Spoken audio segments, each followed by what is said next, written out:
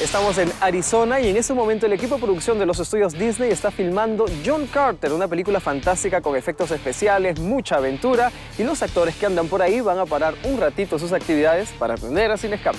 Esto es obviamente en exclusiva.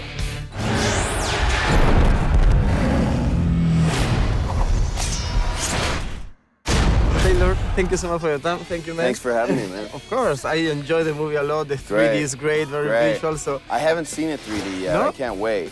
I saw like the trailer and the Great White Ape scene in 3D. Yeah. They did it right from what I saw. I'm excited to see it. And for example, for you as an actor, work with a piece of literature who is almost 100 years. How else would you bring that story for the big screen? I don't know. I think, you know, no one's going to put more pressure on it than myself to do it justice. There's that, and the books were just, they're quite amazing, especially for them to be 100 years old and still applicable to today. But I think the pressure truly lied within myself and also breathing life into Andrew Stanton's, you know, childhood dream.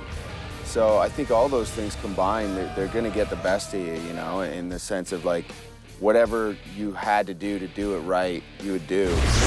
This may get dangerous. Work with a CGI character. You got a lot of partners who are CGI, so how tricky was, how was the technique process? Yeah, it was technical, you know. I think I was spoiled with Stanton bringing in Sam Morton, a Willem Dafoe, Thomas Hayden Church, and to work off of, you know.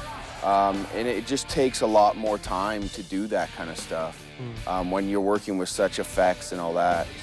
For the camera, for the technical parts of it as well, and you know, Willem's on stilts, working with them, so there's, you know, a lot of other variables that come into play. But it was the stuff with Woola that was kind of tough, and you know, when it's like a huge green screen and a red X, and that's like supposed to be, you know, a 500-person airship coming at you, those times it can be quite challenging. Next.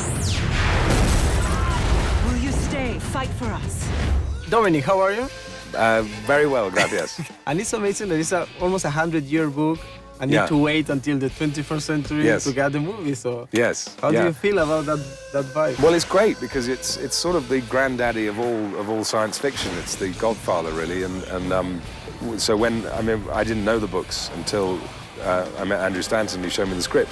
And you know, you think when you read about Jedaks and things like that it's stolen from Star Wars, but actually Star Wars stole from John Carter, and all the big science fiction films were influenced by this. So we will seal the fate of this world. This might get dangerous. Okay, you got an amazing location like this, but also you got a lot of special effects involved. So how tricky was the process too? The tricky bit is when you, and most of the time I'm reacting to other humans, and you know, as you're in places like this, and it's quite easy to act, but then when you look up and you're on your spaceship and you have to imagine another spaceship coming at you and firing guns and destroying your soldiers and destroying your ship and threatening your life, and all it is a little cross on a green sheet, then you have to really get your imagination in gear. Get on. Changing subjects, you told me you visit our country, Peru, so how was your memory for your... Well, unfortunately, I haven't been back since I was there about 20 years ago, and I had an amazing time there. I loved Cusco particularly, and I drank a lot of Pisco Sour, and I went to Machu Picchu, obviously, and I did all the tourist stuff, but it was a wonderful country. But you're a backpacker, you do the Inca Trail. Yeah, it was backpacking, and I went all around South America, and it was by far the most interesting country. It was amazing.